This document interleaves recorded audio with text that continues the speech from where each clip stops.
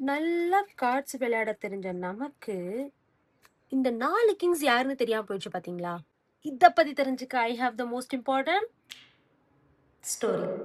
இன்னைக்கு நம்ம சகஜமா ப்ளே பண்ணிக்கிட்டு இருக்கிற இந்த கார்ட்ஸ 15th செஞ்சுரியில சைனா இந்த கார்ட்ஸ கண்டுபிடிக்கும்போது, ஜஸ்ட் என்டர்டெயின்மென்ட்காண்டிலாம் இத கண்டுபிடிக்கல. இதுக்கு பின்னாடி நெறைய பாலிடிக்ஸ் இருக்கு.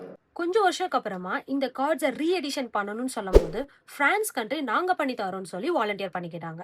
அது மட்டும் கிடையாது. இந்த கார்ட்ஸ்ல இருக்கிற கிங்ஸ், குயின்ஸ், ஜாக்ஸ் எல்லாத்துக்குமே டிசைன் பண்ணி மாடல் போடும்போது, பிரான்ஸ் கண்ட்ரி அவங்களுடைய ஆர்ட், கல்ச்சர், ட்ரெடிஷன்ஸ இம்ப்ளைஸ் பண்ணி தான் பண்ணியிருக்காங்க. இந்த கார்ட்ஸ்ல கிங் ஆஃப் ஸ்பேட் அப்படிங்கிறது கிங் ஆஃப் இஸ்ரேல சொல்றாங்க. அதாவது கிங் டேவிட பத்தி சொல்றாங்க. அரௌண்ட் 1000 பிசிஇல ஏன்ஷியன்ட் இஸ்ரேலோட செகண்ட் கிங் தான் கிங் டேவிட். இவரு ஒரே ஒரு கல்ல வச்சு மட்டும் கோலியாத் அப்படின்ற ஒரு போர் வீரனை அடிச்சு வின் பண்ணிருக்காரு. ஜெருசேலம் அப்படின்ற ஒரு பிளேஸ தன்னோட கேபிட்டலா மாத்தினதும் இவர்தான். அது மட்டும் இல்ல, த மெஜஸ்டிக் பைபிள்ல சொல்லப்படுற நிறைய உண்மையான கதைகள்ல கிங் டேவிட் எழுதின சாம்ஸ் நிறைய இருக்கு. இவருக்கு ஏன் இந்த ஷேப் கொடுத்தாங்க தெரியுமா?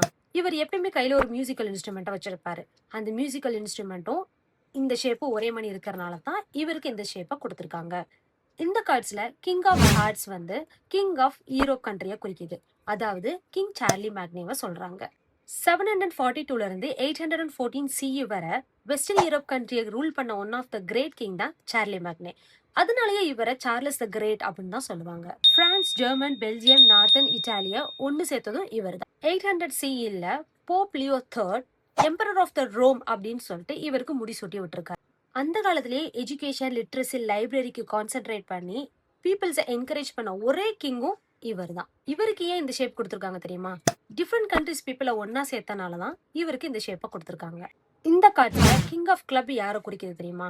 King of Persia country. அது யாரும் இல்ல, அலெக்சாண்டர் த கிரேட். இவர் ஆட்சி பண்ண காலம் அப்படின்னு பார்த்தோம்னா வெறும் 13 வருஷம் தான். ஆனா அந்த 13 வருஷத்துல எந்த அரசனாலையும் பண்ண முடியாததை இவர் பண்ணிருக்காரு. இவரு தன்னோட 33 வயசுல பர்ஷியா கண்ட்ரியோட எம்பரர் ஆயிட்டாரு.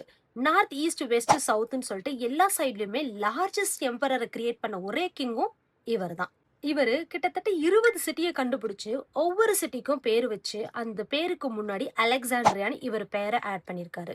ஏசியன் கண்ட்ரிலையும் எஜிப்ட் கண்ட்ரிலையும் கிரீக் கல்ச்சரை எப்படியாவது ஸ்ப்ரெட் பண்ணணும்னு ட்ரை பண்ணதும் இவர் தான். இவருக்கே இந்த ஷேப் கொடுத்துருக்காங்க அப்படின்னா 33 ஏஜ்ல, அதாவது யங்கஸ்ட் ஏஜ்ல பர்ஷியன் கண்ட்ரியோட எம்பரர் ஆனனால இந்த 3 இண்டிகேட் பண்ணி 3 பெட்டல் கிளப் ஃபிளவரை கொடுத்துருக்காங்க. இந்த கார்ட்ஸ்ல கிங் ஆஃப் டைமண்டை ஜூலியஸ் சீசருக்கு கொடுத்துருக்காங்க.